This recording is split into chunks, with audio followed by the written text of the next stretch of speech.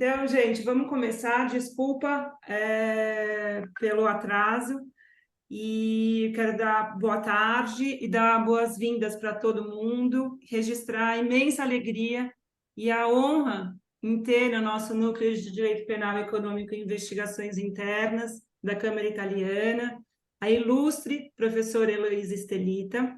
Sem dúvida, é um privilégio, né, termos a Heloísa aqui hoje, tratando de um tema de extrema importância e relevância, e agradeço a presença de todos e passo a palavra para a doutora Maíra Salome, que vai fazer as devidas apresentações. Muito obrigada. Bom, boa tarde a todos e todas. De fato, é uma imensa alegria ter aqui a Heloísa Estelita, uma grande amiga, tenho muito carinho por ela, e uma sumidade na área do direito penal econômico. E hoje veio tratar de um tema tão relevante aqui para todos, advogados, não advogados, interessados no assunto, sobre a responsabilidade penal dos dirigentes de empresas. Para muitos, a Heloísa dispensa apresentações, mas eu vou aqui ler um breve currículo, um mini currículo, para que todos possam conhecê-la. Então, Heloísa Estelita é consultora e parecerista na área do direito penal econômico, professora da Escola de Direito da Fundação Getúlio Vargas, coordenadora do grupo de ensino e pesquisa em direito penal econômico e da empresa na mesma instituição, agraciada com bolsa de pesquisa pela Fundação Alexander von Humboldt para realização de pesquisa de pós-doutorado na Ludwig Maximilians Universität de Munique e na Universidade de Augsburg, na Alemanha, em cooperação com a CAPES. É doutora também em Direito Penal pela Universidade de São Paulo e mestre em Direito Penal pela Universidade Estadual Paulista. Feitas as devidas apresentações, então, Heloísa, passo a palavra. Eu peço só que, bom, não sei como que a gente está aqui com um pouquinho de problema, mas quem tiver perguntas, para ir colocando no chat, e aí ao final da exposição, Elo, eu direciono, acho que fica mais fácil, eu direciono as perguntas aqui, para você não ter que ler. Tá bom? Tá bom, tá ótimo. Então, passo a palavra. Então, Fique à vamos lá. vontade, é um prazer te ter aqui. Tá bom, o prazer é meu. Muito obrigada, Maíra e Débora, pelo convite. Agradeço a Câmara por essa oportunidade. Estava falando hoje com a Maíra, é muito mais gostoso falar desse tema para não necessariamente penalistas, porque eu aprendo bastante também. Então, por favor, fique à vontade para fazer as perguntas. E, Maíra, se você achar que já está na hora de me interromper e fazer a pergunta, eu acho bem bacana fazer isso. Bacana, pode deixar. Tá? Então, tá bom. Então, vamos lá para a gente não perder tempo. Vou fazer uma apresentação breve, e aí eu vou manter num nível mais, assim, introdutório, mais de entrada, e aí quem tiver alguma pergunta mais avançada que eu saiba responder, pode fazer e a gente dá umas mergulhadas nesse tema. O tema da responsabilidade dos dirigentes não tem um tratamento penal específico para isso. Isso é um fenômeno, esse fenômeno vem atrelado a duas formas de aparição, vamos dizer assim, de uma possível prática criminosa, que são a departamentalização e a delegação, né? É isso que tem de específico no tema da responsabilidade de dirigentes. Então, as regras penais são as mesmas, tanto para um grupo que comete um furto em conjunto, como para um crime que é cometido por um conjunto de pessoas dentro de uma empresa. A grande chave, né, que mudou e que tornou esse tema um tema tão especial é que esse é um fenômeno comum, é da essência da empresa, justamente a reunião de várias pessoas e recursos para desenvolvimento de atividades econômicas. Então, é da natureza da atividade empresarial, por menor que ela seja, vou dar um exemplo, essa divisão de tarefas. Divisão de tarefas quer dizer várias pessoas. Várias pessoas, em penaleis, quer dizer concurso de agentes, né? E aí tem algumas regras específicas para isso, de novo, que se aplicam a quaisquer áreas do direito penal. Não tem nada específico para o direito penal da empresa e econômico. Um exemplo de pequeno porte e uma estrutura de delegação.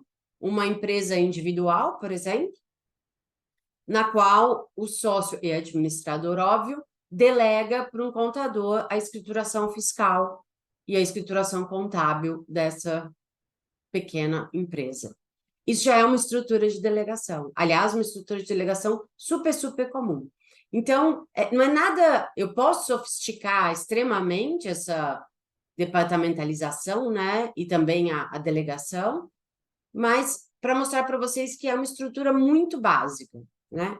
E, bom, e como que eu posso responsabilizar pessoas que estão atuando em grupo, né?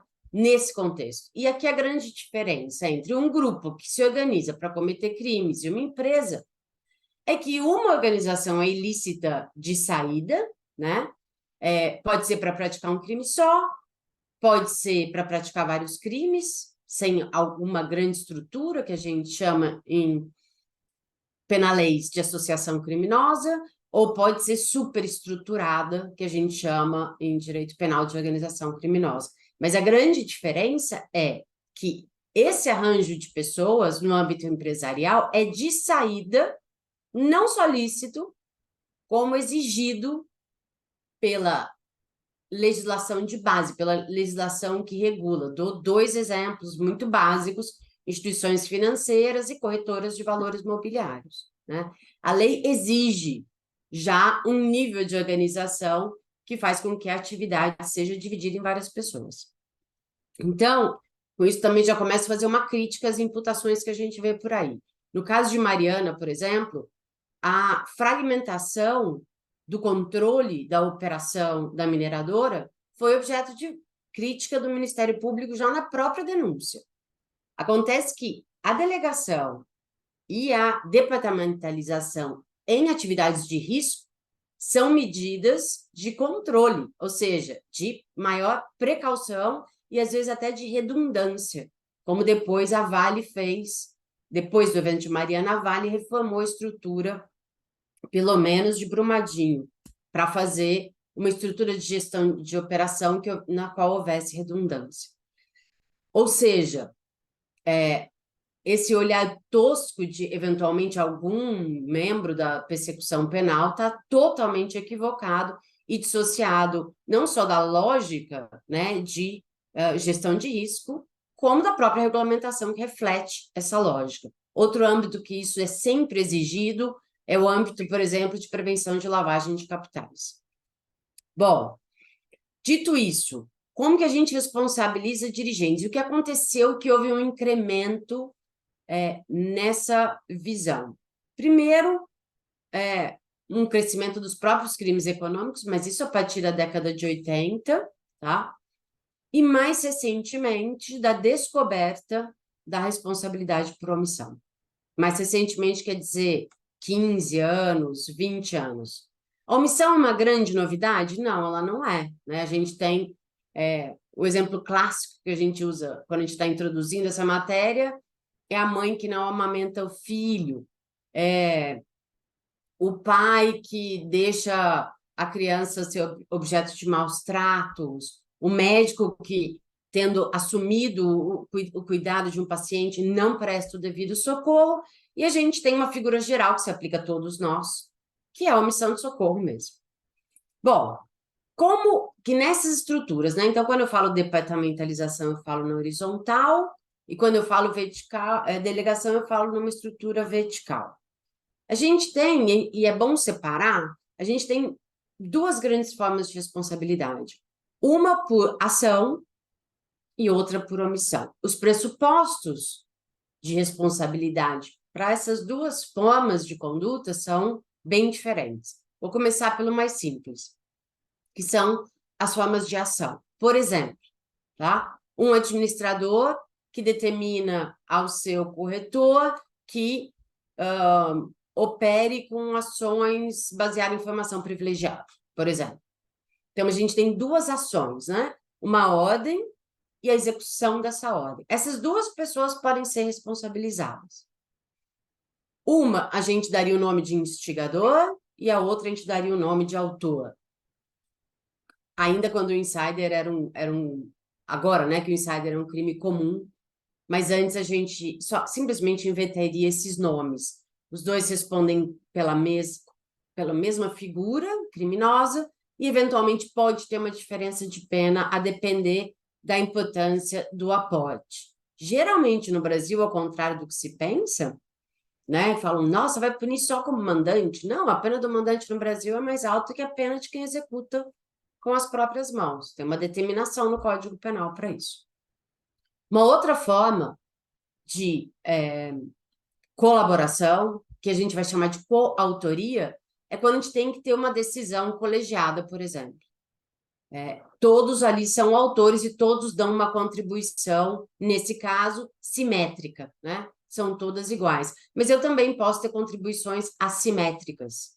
Num caso que eu trabalhei de um banco, era necessário uma autorização para que, duas autorizações, na verdade, de duas diretorias para que houvesse uma alteração no software. E esse software acabou, essa alteração permitia a inserção de dados inexatos, que depois eram deletados em seguida.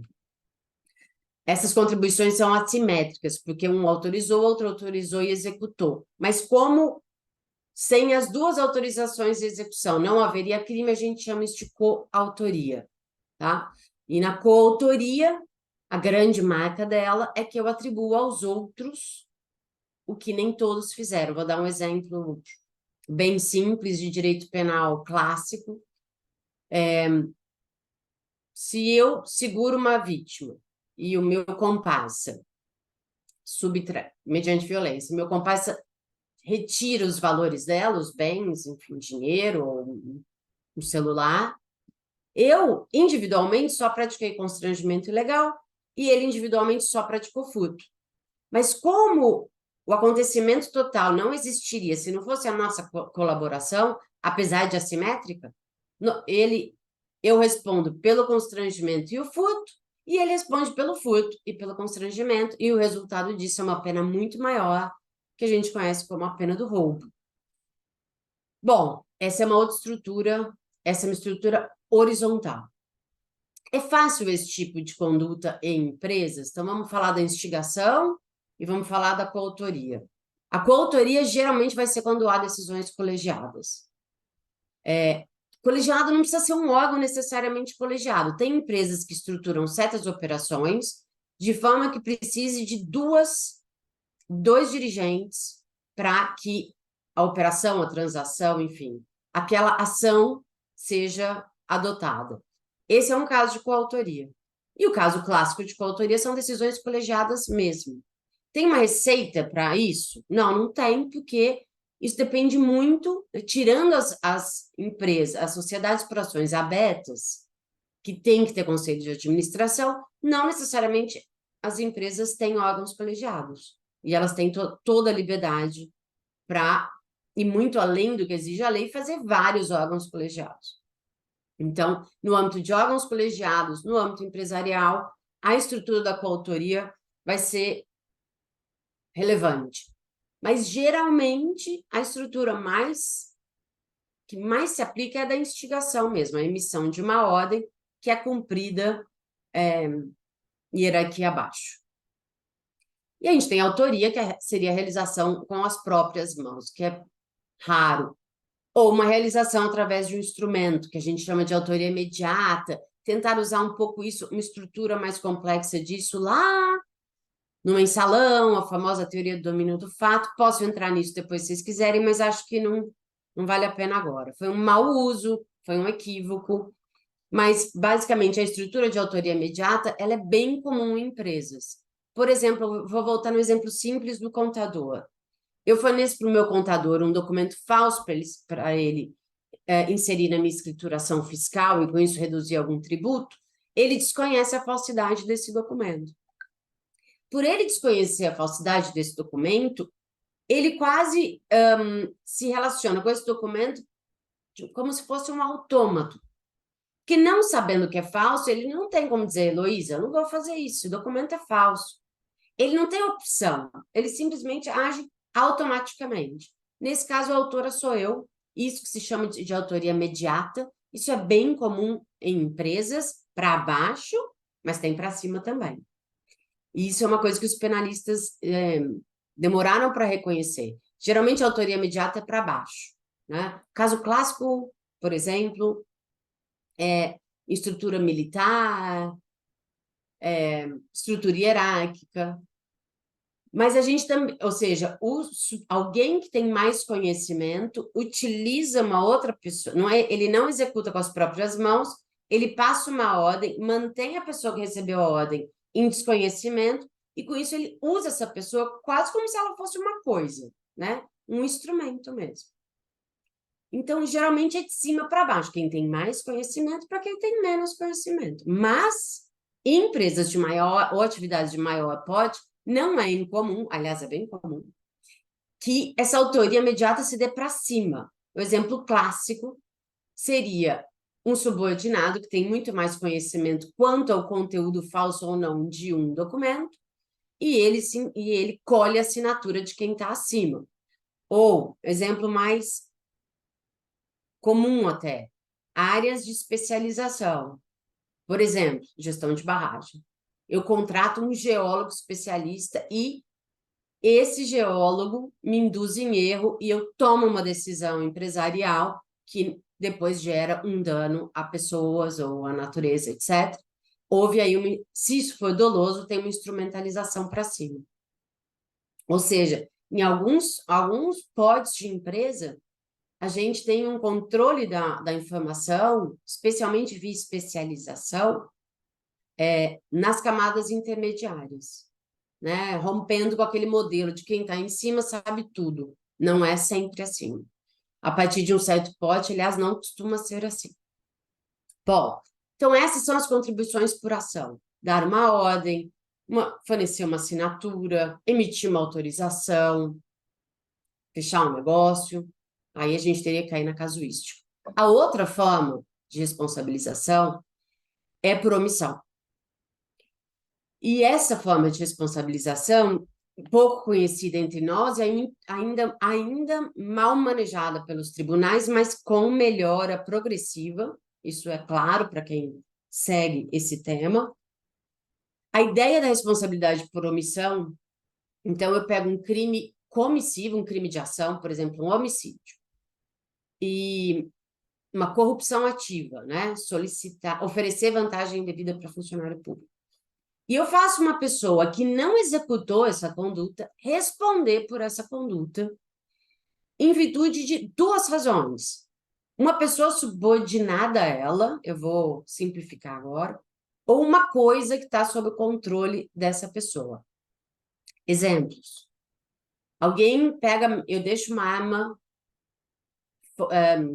desatendo aos cuidados que eu tenho que ter com uma arma de fogo, uma terceira pessoa pega essa arma e mata alguém. Ou uma criança pega essa arma e dispara contra alguém.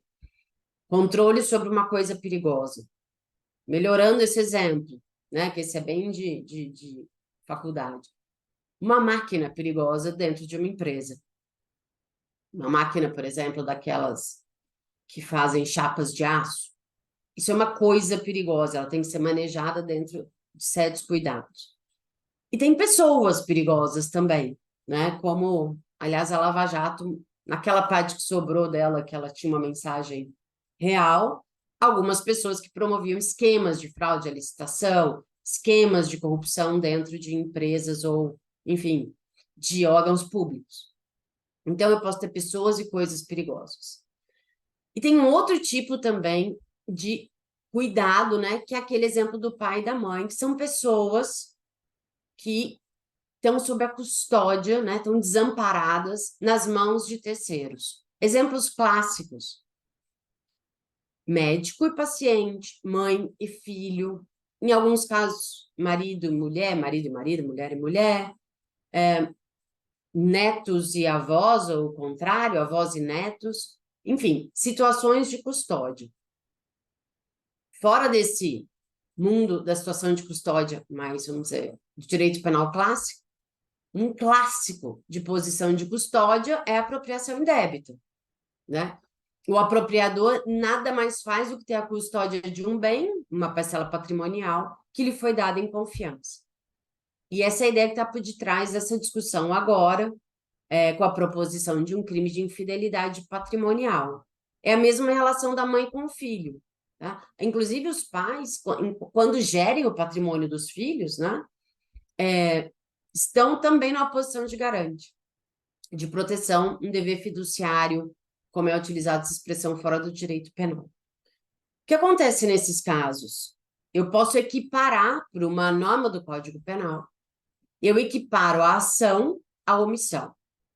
Vale para todo mundo? Não. Só vale, aí eu vou dizer já direto o meu entendimento, a gente pode debater outros. Só vale se essa pessoa, se a omissão for tão grave que ela equivale à ação. Então, vamos lá, no caso da mãe. Imagine o seguinte, tem uma criança que está já entrando num processo de risco de vida por inanição. Estamos eu, que não sou ninguém, tá? Eu sou eu, uma professora. E a mãe, assistindo essa cena aqui, e a criança ali à beira de morrer. A mãe tem um dever especial de custódia, porque essa criança está sob os cuidados dela. Se essa criança morrer, porque nós não praticamos nenhuma conduta para salvar a vida dela, a mãe vai responder por homicídio, como se ela tivesse pegado uma arma e matado a criança. E eu vou responder por omissão de socorro, porque eu não tenho essa relação especial, essa criança, o desamparo dela não estava nas minhas mãos. Mesma coisa, imaginem que eu sou empregada de uma empresa e eu tenho um colega que está se apropriando indevidamente dos valores dessa empresa, em função do cargo que ele exerce. Nesse caso, agora eu mudei o bem jurídico da vida para o patrimônio. Essa pessoa está numa posição de garantidor, inclusive vai responder por apropriação indébita, que é um crime que pode ser praticado na forma omissiva, e eu não vou responder por nada. Porque no Brasil, a gente não tem o dever de, tirando os funcionários públicos, policiais, agentes de segurança, nós, cidadãos, não temos o dever de reportar para fora a prática, para fora, quero dizer, para as autoridades públicas, a iminência da prática de crimes. Essa é uma diferença muito importante para quem vai estudar essa matéria, porque Espanha tem e a Alemanha, por exemplo, tem uma previsão de, em alguns casos graves, sem risco pessoal, quando houver iminência da prática de um crime grave, tem o dever de avisar as autoridades. E aí o não aviso não equipara a prática do crime, mas sim é um crime próprio, um crime de não avisar, com uma pena, obviamente, bem menor. Então, voltando no exemplo, se eu vejo que a mãe não vai alimentar a criança, eu, na Alemanha, teria o dever de avisar as autoridades públicas. E, eventualmente, teria que analisar se eu cometi 2 crimes, omissão de socorro e omissão de notificação da iminência da prática de uma infração, ou só um deles. Mas, enfim, as 2 figuras entrariam em jogo. Repito, no Brasil não existe esse dever. Bom, como isso acontece dentro de uma empresa? Quem tem uma fonte de perigo, por exemplo, uma casa, uma barragem, uma máquina de chapas de alumínio, tem o dever de manter essa fonte de perigo dentro de limites lícitos para que dela não advenham danos a terceiros. O mesmo vale para a proteção. Então, se eu recebo valores de um cliente, eu tenho o dever de tomar todos os deveres, de adotar todas as medidas para não causar prejuízo ao patrimônio desse cliente. Beleza?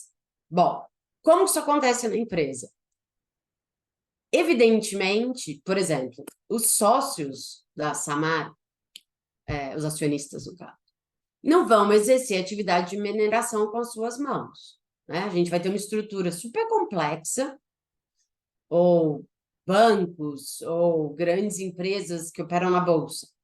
Nós vamos ter uma estrutura bem estendida, horizontal, e depois uma mega estrutura vertical. E aí, como é que faz para chegar lá em cima, né? Essa é toda a questão da omissão. E qual é a lógica aqui? Quem detém o poder em primeiro lugar, obviamente delegou esse poder, e quem delega não se desincumbe de continuar vigiando a delegação. Eu dou um exemplo simples dessa lógica. Vamos dizer que eu tenho uma empresa individual, eu falo, eu não quero fazer escrituração contábil não é fiscal. Não quero me informar sobre isso, não é o meu core business, eu vou contratar um bom contador para fazer. Perante a Receita Federal, perante o fisco estadual, municipal, pouco importa se eu deleguei, porque a responsabilidade é minha. Ou seja, eu não posso depois argumentar, não, eu deleguei, isso não é mais problema meu. Eu não posso argumentar isso, porque senão eu poderia fazer o mesmo, por exemplo, eu faço uma barragem, delego fragmento o controle dessa barragem, até que a barragem cai, mato um monte de pessoas e eu vou dizer, não tinha nada com isso, porque eu deleguei. Então, a forma, isso, em outras palavras, como se estrutura uma operação, né? Como se decide delegar e dividir e departamentalizar, não pode ser oposto aos titulares dos bens jurídicos que podem ser afetados. No caso da barragem, a vida. No caso do contador, o fisco, por exemplo, o patrimônio público. E é aí que entra, vamos dizer, a grande discussão com relação a quem é garante dentro da empresa. Ou seja, quem lá em cima responde por não ter praticado uma conduta para evitar uma prática criminosa. No caso de uma coisa, não ter tomado as devidas medidas de vigilância ou de salvamento para uma barragem não se romper, para uma máquina de chapas de alumínio não machucar o empregado. Ou, no caso de pessoas, por um subordinado estar praticando um crime de poluição, ou estar praticando atos de lesão corporal dentro da própria empresa contra colegas. Esse exemplo é meio polêmico. Ou está praticando, sei lá, injúrias ou assédio sexual, enfim. Ou seja, pessoas ou coisas perigosas. A gente, então, vamos lá. Toda a atividade da empresa deveria ser exercida diretamente pelas pessoas que são seus dirigentes, mas, obviamente, não é isso que acontece. Então, numa limitada, os sócios administradores ou administrador designado. Numa SA, normalmente, a diretoria, né? Esse é o primeiro órgão de impacto, vamos dizer assim. E depois isso é delegado. Ou seja, geralmente eu posso sempre subir, né? Eu pego a prática do crime lá embaixo, a barragem caiu. Houve a prática de um crime de assédio. E eu começo a subir na vertical, para ver quem está lá em cima e se eventualmente eu posso responder, fazer essa pessoa responder. Porque quem delega tem o dever de vigiar. Então, na vertical, em princípio, quem está acima é garante. Ou seja, tem o dever de vigiar e, detectando uma situação de risco, tem o dever de intervir para evitar o resultado. Isso é super abstrato? É, porque vai depender do caso concreto que essa pessoa pode fazer. Eu já vou dar um exemplo disso. Mas tem uma outra questão. Não é só na vertical que as empresas se estruturam. Elas se estruturam na horizontal, né? Ou seja, dividindo tarefas. E aí, a responsabilidade é por setor, desde que não haja decisão conjunta.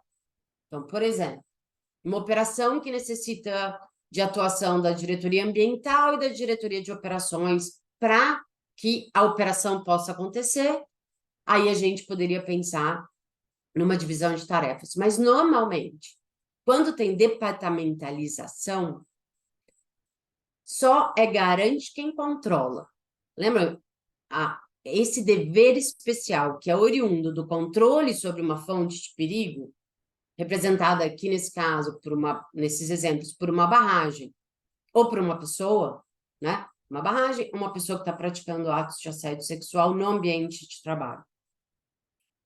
Eu posso subir na linha de controle, né? Na linha de quem tem controle, por exemplo, para determinar a imediata suspensão da operação da barragem ou a demissão incontinente ou, inclusive, a retirada do prédio de um empregado que está praticando assédio, por exemplo. Então, a lógica aqui é mais ou menos cada macaco no seu galho. Isso quer dizer o quê? Se esse crime está sendo cometido ou se essa coisa perigosa está debaixo de uma diretoria, ainda que o diretor de marketing saiba que isso está acontecendo, ele, sob o ponto de vista do direito penal, não é garante. Ou seja, se ele não fizer nada, essa omissão não é penalmente relevante. A não ser que se trate de um risco à vida, mas aí a gente cai lá na omissão de socorro que vale para todos, né? Não é oriunda de uma relação especial, inclusive a pena é menor. Então, na divisão de tarefas, né, na departamentalização, a regra é que cada um responde pelo seu setor, e os que não respondem pelo setor podem até ter deveres societários, e têm, tá? E podem ser responsabilizados por isso, mas não são garantes. Não tem essa relação especial, ou de desamparo da vítima, ou de controle sobre a fonte de perigo. Nas horizontais, geralmente, há divisão desde que haja decisão conjunta. Bom, como se define esse controle?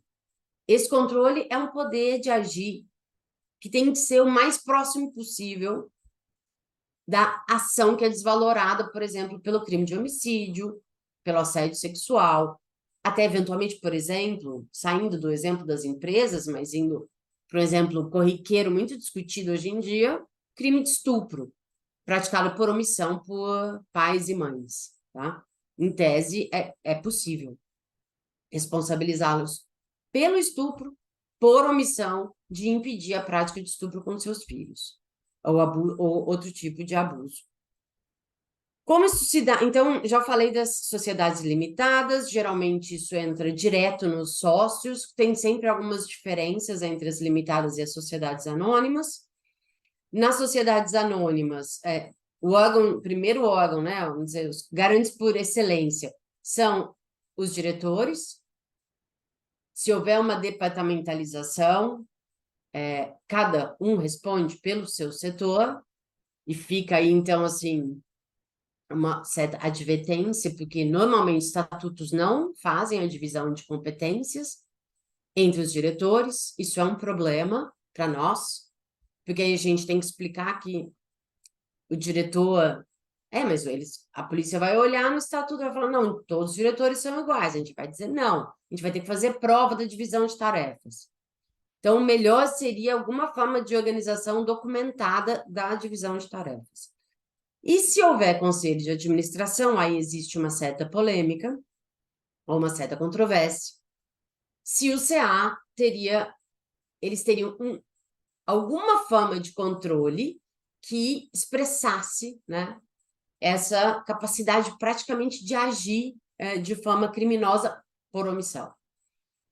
Uns sustentam que não, tá? Eu sustento que sim, especialmente em virtude de dois poderes. Um, que é um casalzinho, o poder de nomear e destituir diretores, e o outro, que é o de aprovar algumas operações, geralmente com valor de alçada, né? Algumas operações. Então, esse é bem mais excepcional, e a destituição ou não é tão excepcional. Aliás, é a regra, né? Então, esse âmbito também muito limitado de poder tem uma consequência. Quem pode menos, também a lei exige menos. Então, por exemplo, isso aconteceu no caso de Mariana, está aí para todo mundo ver as decisões do TRF. O Ministério Público não disse que os membros do CA tinham que fazer. E a única coisa que o membro do CA pode fazer é o seguinte, avisar o presidente do CA, olha, está havendo um processo aqui de perigo com relação a alguma coisa que temos aqui na empresa, e eu quero que você convoque o conselho para a gente tomar tal medida. É isso que ele pode fazer, juridicamente, e depois o que ele pode fazer e deve fazer é, na reunião que houver sobre esse tema, votar a favor da medida lá que proteja essa situação para que ela não cause lesão a terceiros. É só isso, né? Que seja a destituição, por exemplo, de um membro da diretoria. Esse é o dever de um membro do CA. Ou seja, não é um dever de gestão naquele sentido da diretoria, mas é um poder de intervir que é bastante significativo, que, inclusive, em algumas situações, tem como consequência evitar a prática de um crime ou a lesão a um bem jurídico de terceiro. E é por isso que eu entendo que os membros do CA podem ocupar a posição de garante. Problema, e agora fecho. Problema de falar isso, posição de garante. Essa posição de garante, ela é só a manifestação dessa ideia de controle. E o mais importante para essa ideia no direito penal é que ela seja exercida de fato. Ou seja, se a gente tiver um diretor que foi nomeado, nunca apareceu, nunca geriu a empresa, para nós penalistas, essa pessoa não pode ser responsabilizada por omissão. Então, é muito mais importante para nós a assunção de fato da função. Ou seja, também vale na contramão, né? Um diretor ambiental, um membro do CA que sai gerindo uma empresa, isso é meio anômalo, mas vamos lá. Um diretor ambiental que acaba gerindo a parte financeira da empresa sem esse nome, para nós, é tão diretor financeiro quanto ambiental ou de outro setor que ele seja. É isso que vale para a gente, de fato. Isso foi confundido pelo Ministério Público em geral, assim, 99,9% das denúncias, com a ocupação de um cargo. Ocupar um cargo não é exercer controle sobre um setor. E a conduta incriminada pelo direito penal é isso, conduta. Ou você agiu, deu uma ordem, emitiu uma decisão em conjunto com alguém, ou você omitiu uma coisa concreta. No dia tal, né, podendo determinar a imediata demissão ou a retirada do empregado do recinto da empresa, não fez. Ou seja, essa nossa expressão posição levou a uma enxurrada de denúncias que passou a acusar os dirigentes simplesmente pela ocupação de um cargo ou pelo exercício de uma função. E esse é o grande defeito, e essa é a grande batalha hoje, os advogados da área penal empresarial que estão aqui sabem disso. Mas é uma batalha que cada dia mais tem sido vencida, né? Por exemplo, no caso de Mariana, todos os membros do CA foram afastados da ação penal. E já no caso de Brumadinho, por exemplo, o Ministério Público nem dirigiu ação penal contra os membros do CA, porque ali foi uma denúncia só por cargo. Esses casos são interessantes porque eles mostram bem, especialmente a de Brumadinho, e eu não estou antecipando o julgamento, eu estou falando bem genérico. Brumadinho, Mariana, a denúncia foi só contra diretor de operações e subiu para o diretor-presidente, que a gente pode conversar sobre isso também. E depois foi em todos os membros do CA. Todos os membros do CA foram afastados da ação penal, depois ficou só a linha de diretoria. E em Mariana, vejam que não espalhou pela diretoria, que é interessante, porque existem ainda algumas denúncias que se atribuem a todos os diretores, isso assim, é realmente um erro, um equívoco crasso. E em Mariana, já não se dirigiu a ação penal contra nenhum membro do CA e se subiu na linha de duas diretorias que geriam mesmo a barragem, no caso de Brumadinho. Ou seja, que mostra uma maturidade mesmo dos órgãos de persecução penal de dirigir, e não estou com isso concordando, tá?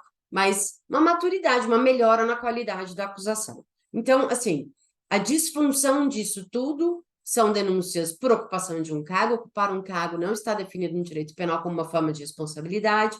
É preciso atribuir uma ação ou uma omissão de forma determinada, inclusive para permitir que a pessoa se defenda, por exemplo, usando um álibi, né? Esse é o teste. Porque se vem uma acusação de homicídio, como veio em Mariana e Brumadinho, se fosse por ação, diria no dia tal, né? Disparou a arma, inseriu substância tóxica na água potável, que causou a morte. A denúncia por omissão tem que ser tão concreta como a ação. Então, no dia tal, podendo determinar a imediata suspensão da operação da barragem, não o fez. Podendo adotar medidas técnicas para impedir a poluição da água potável, não o fez. Para que a pessoa possa se defender, inclusive dizer, não, nesse dia eu estava com Covid internado no UTI. Não, nesse dia eu estava em viagem de trabalho. Então, assim, não é acusar, né, como a gente vê muito nos crimes tributários. Na qualidade de sócio administrador, inseriu elementos inexatos na escrituração fiscal. Isso é uma obra de ficção e uma repetição dos termos da lei. Tem que dizer exatamente, né? No dia tal, sabendo que o contador estava inserindo a nota fiscal tal, deixou de determinar a imediata retificação, ou que não fossem escrituradas novas notas, enfim, o que pudesse ser feito.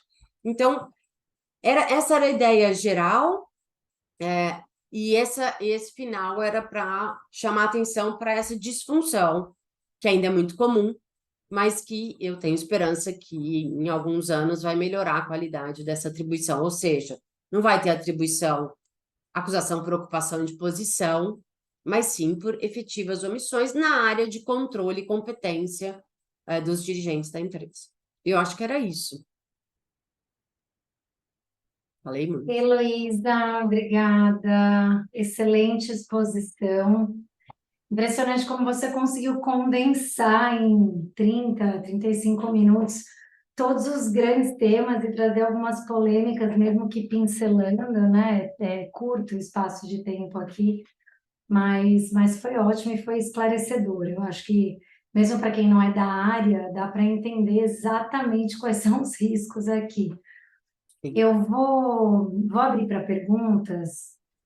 Eu acho que no chat ainda não tem nenhuma, mas enquanto o pessoal se prepara aí, se alguém quiser mandar alguma pergunta no chat, você chegou a pincelar um tema que eu acho que está sempre no imaginário aí dos empresários, e na verdade eu vou agregar outro. São dois temas que estão amplos e obviamente não daria para falar sobre eles em um curto espaço de tempo, mas que são expressões conhecidas de todos que saem aqui do ambiente jurídico, sobretudo em razão do julgamento do Mensalão e também da Lava Jato, que eu acho que foram expressões muito veiculadas, teorias muito veiculadas. Uma é a teoria do domínio do fato e a outra a teoria da cegueira deliberada. Eu acho que são duas sombras aí que assustam os empresários em geral, mas ninguém sabe muito bem o que são ou como elas são aplicadas, se elas devem ser aplicadas, se as autoridades usam elas ou não.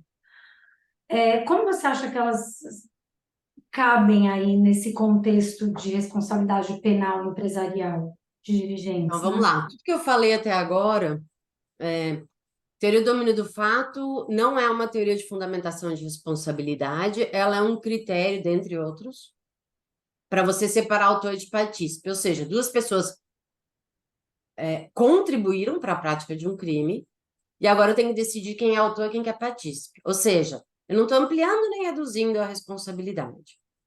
Estou dizendo quem é a pessoa mais importante, o autor, e quem é a pessoa mais lateral, o partícipe. Ela é só isso, tá? Mesmo no uso deturpado, que uma das propostas dela foi utilizada no mensalão. Tudo que eu falei até agora para vocês, quando eu estava falando de autoria, coautoria, instigação, eu estava usando o critério de domínio do fato. Ou seja, é um critério. Eu ainda acho que é o melhor critério, embora ele seja acusado de abstrato, de às vezes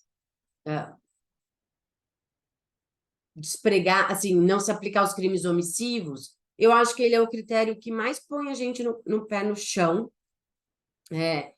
e, portanto, porque, assim, uma teoria, como a teoria do domínio do fato, é nada mais do que um critério para aplicar a lei. E ela tem que veicular uma mensagem clara para quem é o destinatário da norma penal, para que ele possa escolher, eu quero ou eu não quero ser responsabilizado penalmente. Eu posso ou não posso fazer isso, né? Para que apenas seja uma opção, uma responsabilidade. Bom, então, eu acho o critério de domínio do fato excelente. O que ele não é abracadabra, entendeu? Ele não é. Ele é, eu tenho duas pessoas que colaboraram para um crime e eu tenho vários critérios para decidir quem é a figura central e quem é a figura lateral. Os dois vão ser punidos. Um dos critérios é o domínio do fato, que diz que o autor é quem determina se vai ter crime, como vai ser o crime, quando vai ter o crime. Todo mundo que colaborar sem esse domínio é partícipe e pode responder com uma pena menor. Lembra que eu falei? O mandante, ele é um partícipe. Ele não executa os crimes com as próprias mãos.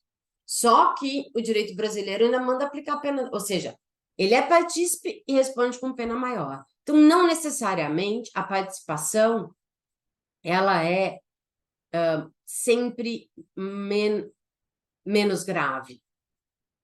o que se estabelece quando a gente fala em participação e autoria é que não pode, o direito penal brasileiro, como o alemão, por exemplo, ele não pune uma participação que não tem o fato principal. Vou dar um exemplo.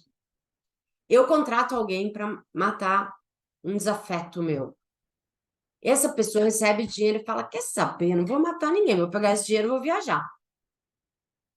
Vou, sei lá, tomar vinho no Uruguai. E não mata a pessoa.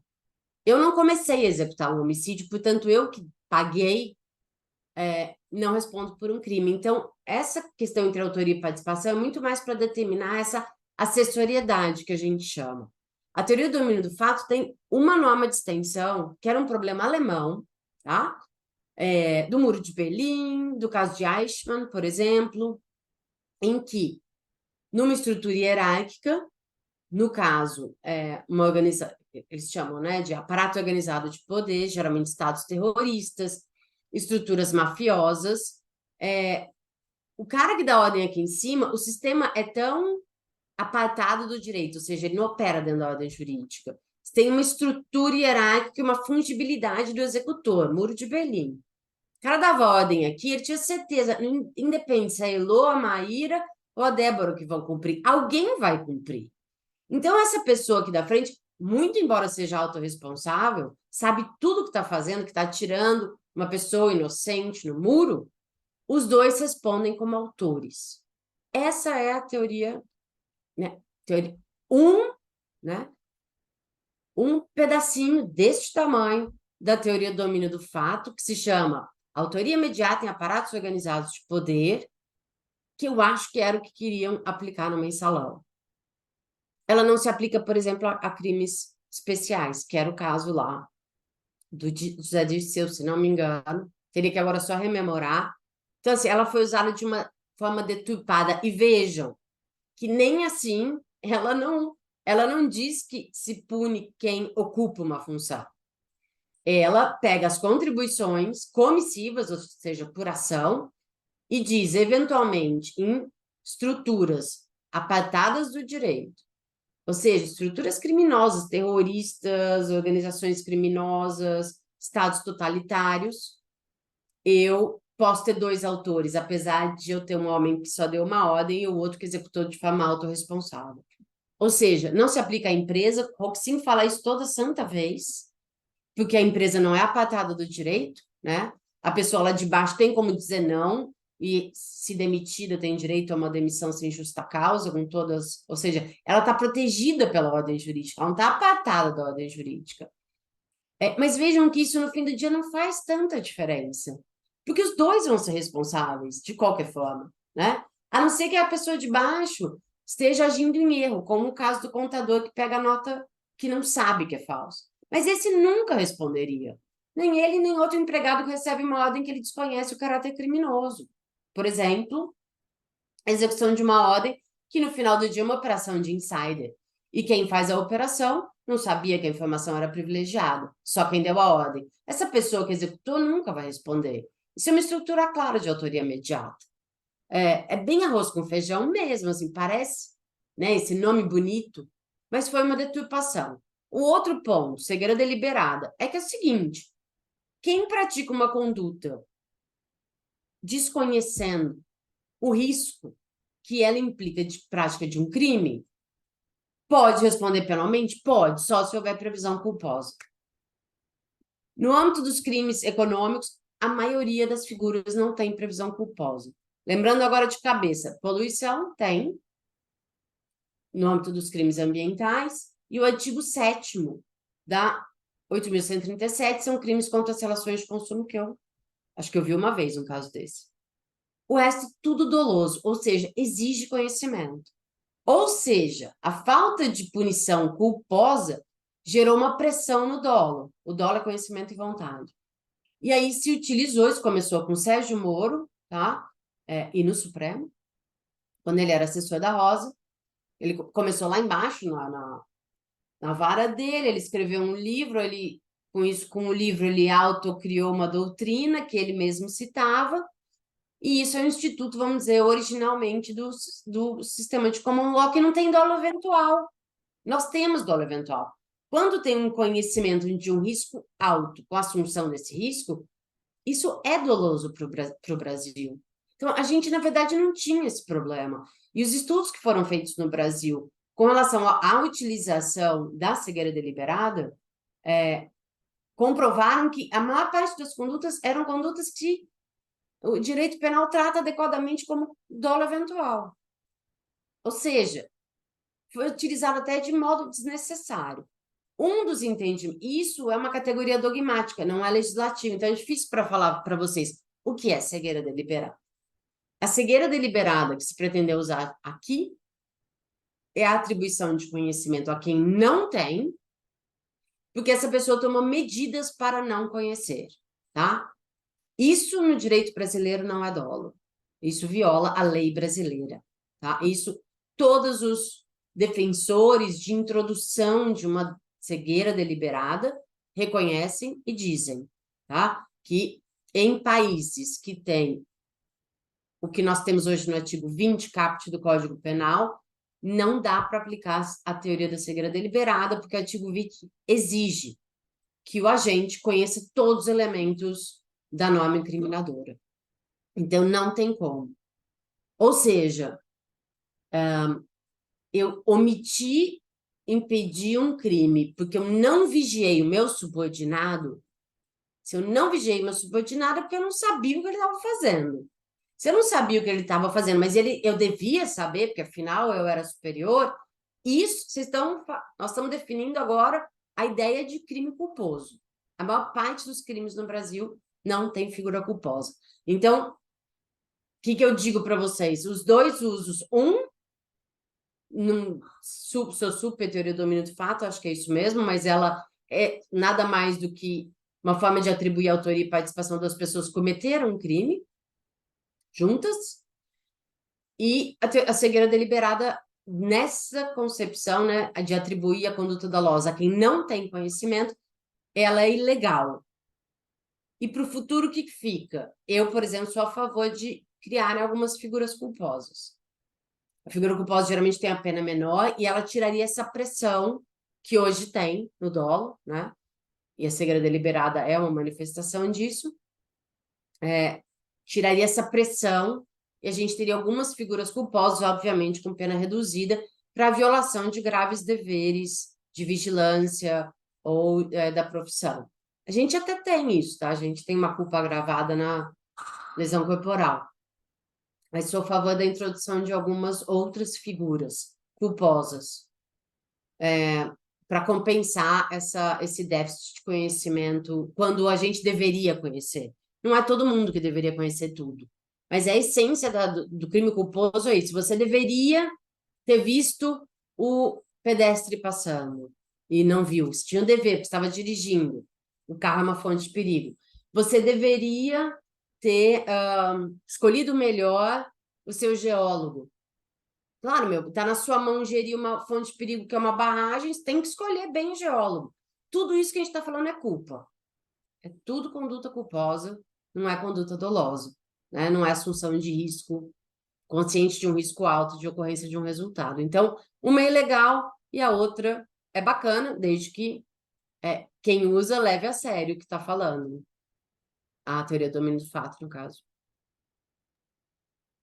Ótimo, Elô. Excelente, excelente explicação. A gente vai afastando aqui os fantasmas, né? Exatamente, tá fazendo uma faxina. Uma faxina.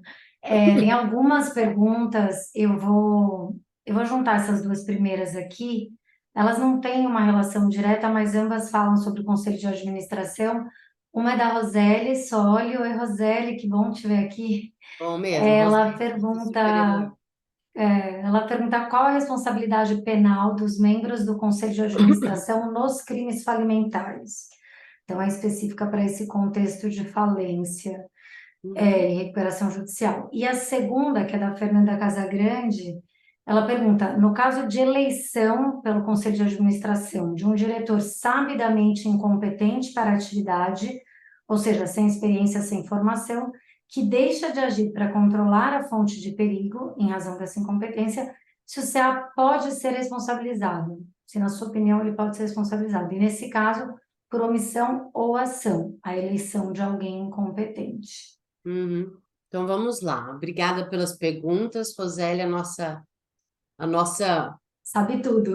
sabe tudo, tudo. E a Fernanda Casagrande é a nossa aluna, mestra lá pela nosso mestrado em Direito Penal Econômico da empresa da GV, belíssima advogada. Vamos lá. Pode, um membro do CA pode praticar qualquer crime, não tem falimentar, mercado de capitais, homicídio, lesão corporal. Aliás, é uma área bem maltratada pelos penalistas, que é responsabilidade por omissão de acidente de trabalho. Eu tenho agora uma orientanda que está animando a escrever sobre isso. É super comum e pouquíssimo explorado, né, pelos penalistas econômicos. Então, pode, Roseli, pode ser responsável pelo crime falimentar. Aí eu vou ter que ver, enfim, se eu consigo chegar, né? Se o CA tinha que tomar uma decisão ou não com relação às operações, a gente teria que ver qual crime falimentar, obviamente. E se houver restrição no âmbito da autoria, que às vezes tem, isso é uma questão bem interessante, ou seja, alguns crimes só podem ser praticados por quem ocupa cargo de gestão, aí o CA eventualmente poderia responder como partícipe, tá? Porque se eu só explicar melhor essa questão.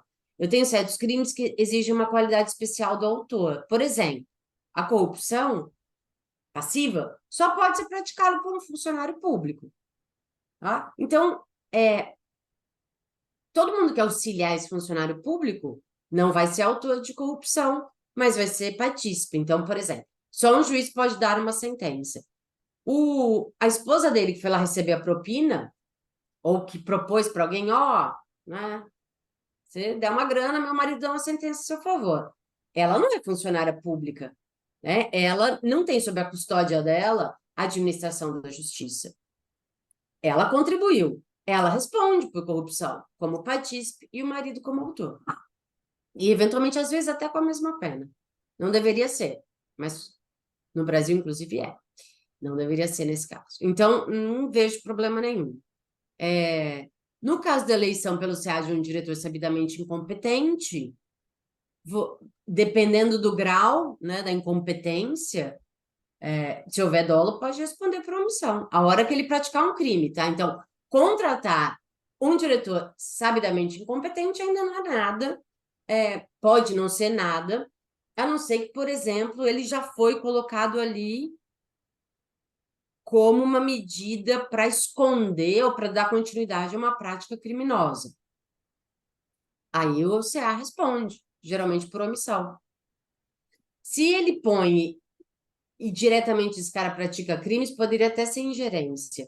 Mas também não importa. São dois títulos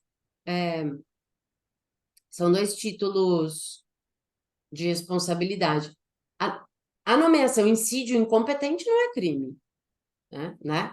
Só hora que esse incompetente der início a um processo que a gente chamaria de início da tentativa, e aí o CA teria que agir, demitir ou tomar outra medida. Aliás, um dos meus alunos fez levantamento das sociedades anônimas para ver a posição de diretor-presidente, né?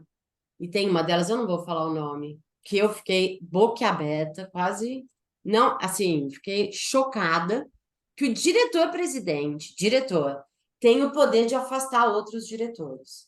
Esse cara, esse diretor-presidente, é o cara mais poderoso que eu já ouvi falar na minha vida como penalista. Eu nunca assumiria um cargo desse na minha vida. Conta com a empresa, né, Elô?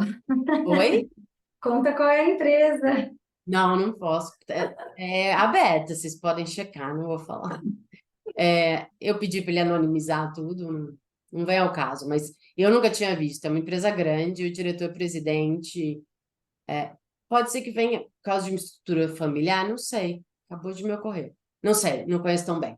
Mas é o primeiro cargo que eu vi que o diretor-presidente pode afastar os outros diretores. Esse é um poder que eu nunca daria na mão de um diretor-presidente. Para a pessoa em si, sabe?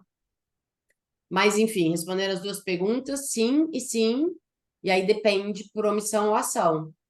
Então, eles põem um incompetente Ou mesmo pode, às vezes, acontecer por incompetente, depois nega condições materiais dessa pessoa trabalhar.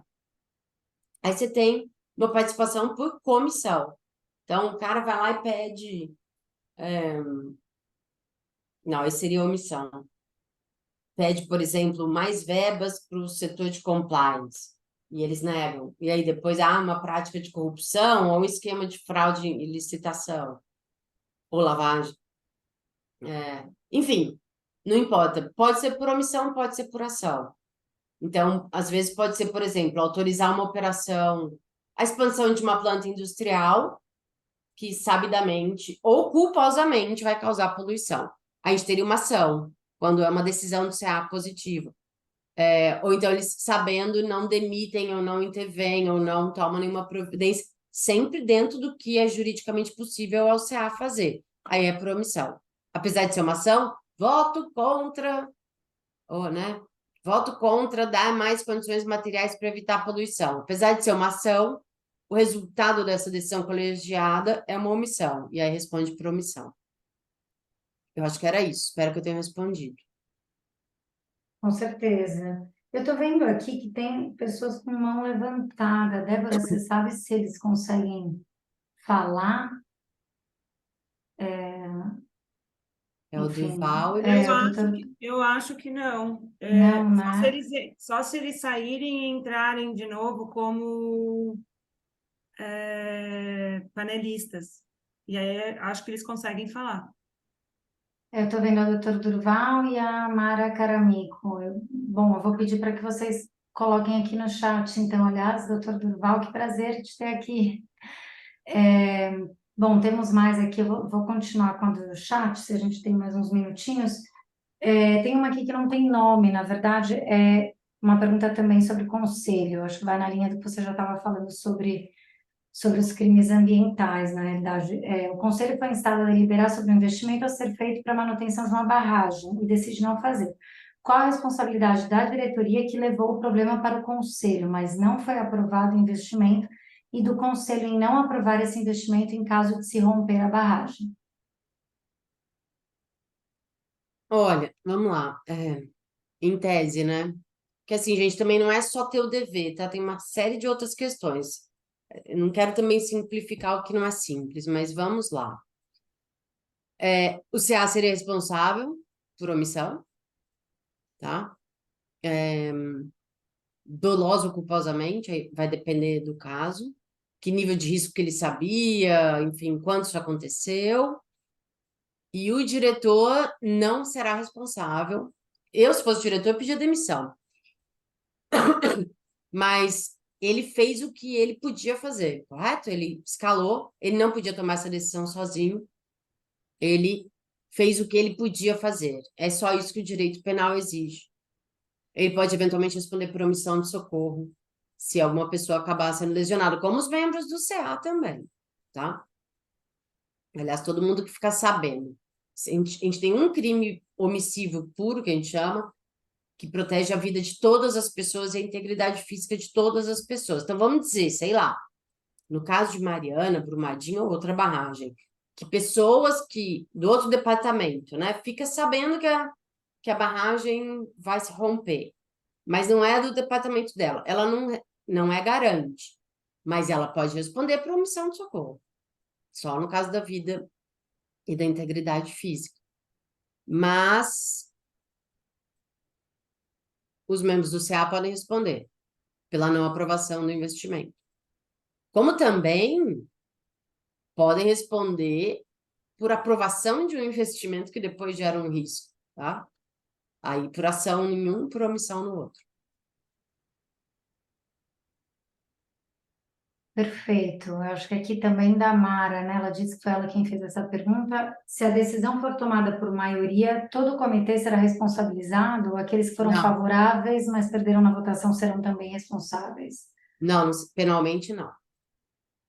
Você só responde pelo que você fez. A não ser na coautoria. Lembra do roubo? Um segura o outro. Mas aqui não.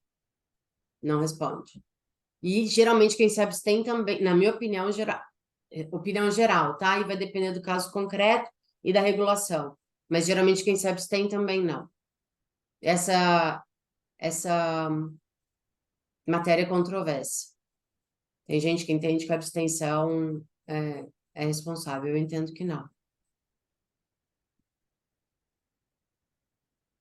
Mais uma aqui, Elo. O contador que deixa de escriturar nota fiscal a pedido do cliente para não ser excluído do Simples pode ser responsabilizado pela omissão de tributo se a desqualificação do Simples gerasse imposto não pago por ser simples. Sim, pode. E deve. Desde que ele saiba, né? Desde que ele saiba. E essa também não é uma questão tão simples, porque essa contribuição vai fazer efeito lá na frente, né? Mas pode sim, em tese pode. Aliás, Mara, eu fico um pouco, eu acho esquisito, pitoresco, a baixa quantidade de denúncias contra contadores. Não que eu sou a favor disso, como toda penalista, eu sou contra a pena, né? Que é uma coisa, tipo, nós somos ai, gente, escapou agora, os oncologistas do direito. A gente não gosta daquilo, quer curar, mas enfim, eu fico um pouco assustada com a responsabilidade de certas auxiliares. No âmbito dos crimes tributários, os contadores, pode ser uma dificuldade de investigar, não sei. E no um âmbito mais macro, as auditorias, né? É um pouco assustador, assim. A infrequência, não estou dizendo que sempre teria que ser investigado, mas a infrequência em casos bem explícitos, né? Que a gente já teve no passado brasileiro de algum tempo, muito tempo atrás. Não que acho que todos têm que ser responsáveis, mas eu acho que alguns teriam que ser. Acho que o Duval escreveu aqui, Maíra. Escreveu, eu não tô... Ah, consegui achar, muito bem. Fui consultado por membros de um conselho de administração que foi acusado juntamente com a diretoria de organização criminosa e sonegação fiscal, porque um gerente da empresa que atuava no município interpretou mal o incentivo fiscal. Gerente. Então, tá, isso aí Duval. Sim, chegar no CA de uma empresa com crime tributário, assim, tem que ter muita coisa mesmo, assim. Isso foi feito muito no Rio de Janeiro, com uma refinaria lá. E que eu saiba, o STJ vai arrumando todas essas denúncias e vai tirando essas pessoas. Difícil, tá? Isso pode ser uma técnica. Ah, gente, isso é uma coisa importante hoje em dia. Se já tinha a culpa das denúncias por ocupação de posição, que são ilegais, eu sempre falo, essa culpa é do judiciário. O advogado da defesa pede, o juiz defere ou indefere. O Ministério Público pede, o juiz defere ou indefere. Então, assim, o MP pode fazer uma denúncia inepta, né? Uma denúncia errada. Quem assina embaixo é o juiz, então a culpa é deles. Só que, e eles, infelizmente, maior parte das vezes, raramente recusam. Eles recebem as denúncias, essas denúncias que eu falei, por ocupação de uma posição que são ilegais. Isso tudo agora foi potencializado com a ANPP, o Acordo de Não Persecução Penal, que cabe em 90% ou mais dos crimes econômicos. Por que potencializou? Porque agora não tem que oferecer uma denúncia. Agora chegou lá, investigou, pega a estrutura societária ou de administração da empresa, chama todo mundo para a mesa para negociar. É isso que a gente está vendo. Maíra, Débora, podem confirmar o que eu estou falando. Eu não faço contencioso, mas eu atuo em alguns casos desses. E é assim, quanto maior a empresa, mais alto eles vão. Eles pegam todos os membros do CA, todos os diretores, e chamam todo mundo para um acordo. Isso tem que ser combatido, tá? Tem que ser combatido. E como isso não tem controle judicial, e naquela etapa que tem, que é da denúncia, preocupação de uma posição, o judiciário já estava sendo conivente, infelizmente, com isso, em sua maioria, o acordo não tem controle judicial prévio. Então, se o Ministério Público tiver com preguiça de investigar, ele vai chamar todo mundo para a mesa de acordo. E é isso que a gente está vendo em muitos casos, infelizmente. É isso mesmo, Heloísa, é uma tristeza. Eu queria continuar aqui com as perguntas, mas já fui avisada que a gente tem que terminar correndo, porque já estouramos o tempo. Elô, eu queria te agradecer de coração, foi muito bom te ter aqui. Super esclarecedora a sua exposição, as respostas às perguntas. Só eu tinha aqui uma lista de mais umas 5 no mínimo. Te agradeço demais em nome da Câmara Italiana, em nome de todos os presentes. Agradeço a participação de todos e espero te ver de volta em breve, quem sabe. Ai, que delícia, Elo. Realmente, a gente ficaria aqui a noite inteira te ouvindo falar, muito esclarecedor e muito bacana. Então, eu também te agradeço, em nome do Núcleo, e espero poder contar com você outras vezes também para essa super aula que você deu aqui para todo mundo. Muito obrigada pela participação de todos. E é isso, uma boa noite. Boa noite, gente. Muito Boa obrigada. noite. Que delícia. Fico devendo algumas respostas aí. Obrigada pelas perguntas. Obrigada, Maíra, Débora e a Câmara.